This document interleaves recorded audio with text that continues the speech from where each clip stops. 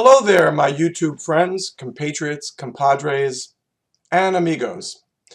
This is Lewis here, and I am going to speak about a question that I know is on a lot of people's minds regarding the law of attraction, which I like to call conscious or magic manifestation, and which has been called for decades, possibly centuries, the you create your own reality force or principle here in this universe.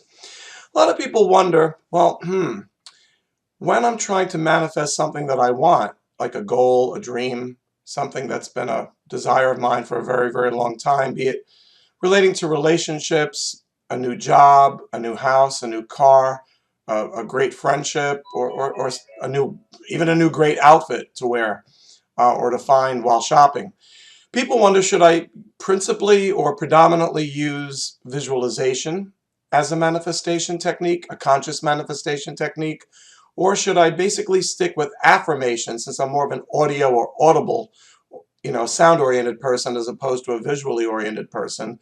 Or should I use the power of intent or what's called the icing on the cake of manifestation, which is taking an action, sort of a little ritualistic act to prove to God or the universe that you're ready for your manifestation to take hold, to come to full fruition, as it were. Well, I like to liken that to literature and short stories, novels, that sort of thing. People often ask the question, what would be the highest caliber or highest quality short story, novel, movie, or play for a writer to produce? One that is very, shall we say, plot oriented, or one in which the writer creates very well strong characterizations, or one that's very setting or mood oriented, or endowed with a lot of important themes, metaphors, that sort of thing. Well, the answer is, of course, schools, writing classes, textbooks push writers to try to work on all of these elements. But remember, some of the best novels, short stories, and movies sometimes focus on one or maybe two of those elements. And you have like a movie, a story, for example, that's very, very characterization oriented, or one that's very successful and works very well because it delves into mainly, let's say, the setting, the mood, the atmosphere, the ambiance, or one that's very theme oriented. Well, the same thing is true of making your manifestations successful. For some people, it's a matter of visualization, or strong visualization is all it takes. The ability to see your dream come true vividly in your mind, like a lucid dream almost.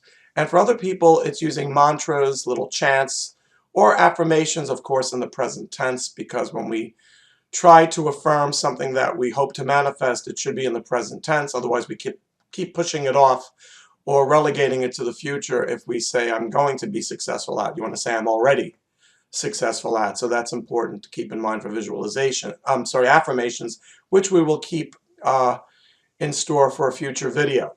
But the truth is, sometimes I've used, in my own experience, the power of intent, or just intending something to happen or to be true. And I might couple that with what I call tapping into the source or the universal flow of energy. And just those two things, with maybe just a touch of visualization or affirmation, is all it takes to make my manifestation, dream, goal, or wish come true. And it happens very, very rapidly. I don't always have to use all of the elements. And I've had a lot of experience with this in terms of just knowing it's not a fluke. Things manifesting the way that I intended them in very positive, very strong, very obvious ways that I know, as I said, it's not just a fluke or a coincidence, that I know indeed it is my successful use of the law of attraction or conscious manifestation. So the trick is to use whatever step or whatever element of manifestation, whatever manifestation-oriented skill, in the best possible way, with the most passion and emotion you can muster up, behind the skill that you're using.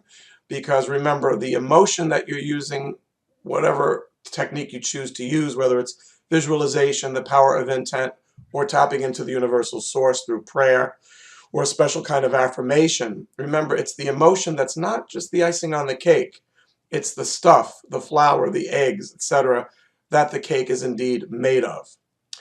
So we're going to continue this in a latter video, but I hope you've enjoyed this YouTube video on the law of attraction from Lewis, my experience with it, my very successful experience with it, and I hope to see you back here soon.